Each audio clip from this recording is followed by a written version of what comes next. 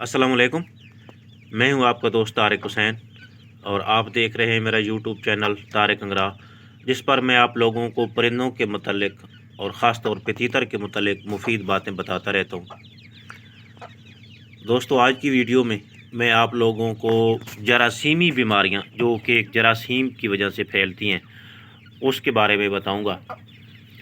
जैसा कि आप जानते हैं कि जरासीम जब किसी एक परिंदे में आते हैं तो जितने भी वहाँ पे इकट्ठे परिंदे रह रहे हैं तो उन सारों को अपनी लपेट में ले लेते हैं।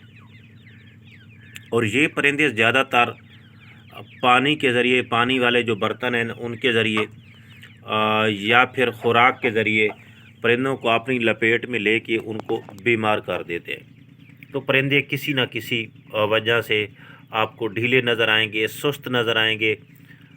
उनकी या तो कोई बीट का मसला हो जाएगा, या बुखार होना शुरू हो जाएगा, या हाजमे का मसला हो जाएगा।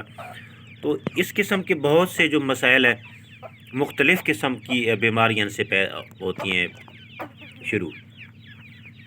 तो इसलिए एहतियात ज़रूरी है। तो आप कोशिश किया करें कि अपने परिंदों को बीमार होने से पहले ही ऐसी चीज़ों का इस्तेमाल करें जिनसे वो बीमारियों में बचे रहें। ख़ास तौर पे जो खुराकें हैं आपकी, उनका आपने ख्याल करना है, टेम्परेचर मौसम का ख्याल करना होता है, और उसके बाद पानी के बर्तन वग़ैरह इस चीज़ का ख्याल रखना होता है। और जो बाहर से भी कोई भी परिंदा आता है तो फिर उसकी छानबीन पहले से करनी होती है कि क्या कहीं भी ये बीमार तो नहीं, इसको कोई मसला तो नहीं।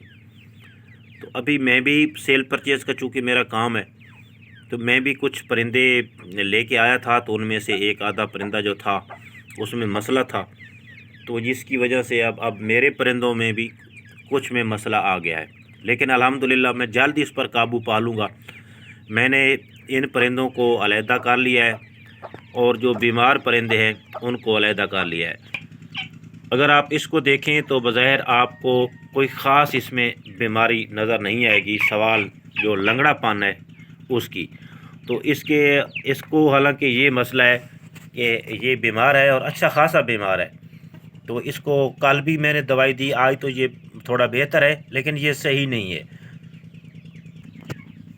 तो इसके बाद ये आप देखें, ये देसी तीतर का बच्चा है, इसकी भी हालात ख़राब हैं, ढीले हैं। और एक और बच्चा भी था जहाँ पे मैंने उसको छोड़ा हुआ है, कहीं वो भी जो है ना वो छुपा हुआ हो। इनको मैंने अलहदा इसलिए कर लिया है ताकि जो बीमार परिंदे हैं उन पे असर ना हो जाए।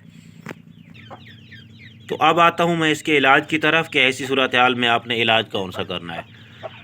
तो उससे पहले आप लोगों से गुजारिश है कि अगर आप लोगों ने मेरे चैनल तारिक अंगरा को सब्सक्राइब नहीं किया तो आप सब्सक्राइब कर लें, और साथ ही लगी हुई घंटी के निशान पर क्लिक करके ऑल नोटिफिकेशन को इनेबल कर दें ताकि मेरी हर आने वाली वीडियो का नोटिफिकेशन आप लोगों तक पहुंचता रहे।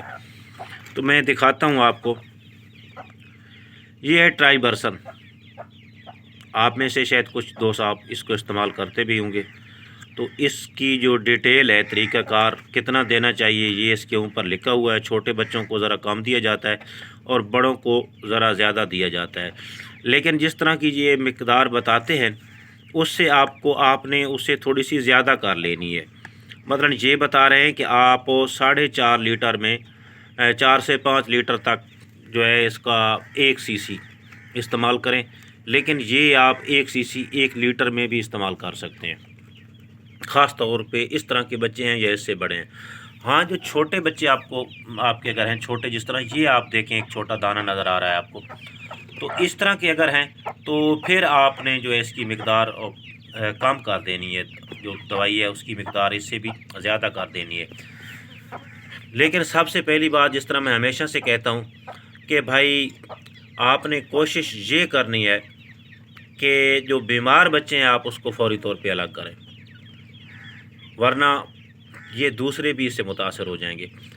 तो लेकिन अगर आपको शक है, अभी तसल्ली नहीं है, मतलब शक है कि शायद इनमें हो, तो फिर आप इनको मुश्तरका रख के ये जो दवाई है आप ये सारों को इकट्ठी ही पानी में हल करके आप देख सकते हो। तो मिलेंगे अगली वीडियो में, उस वक्त तक के लिए अल्लाह हाफ़िज़।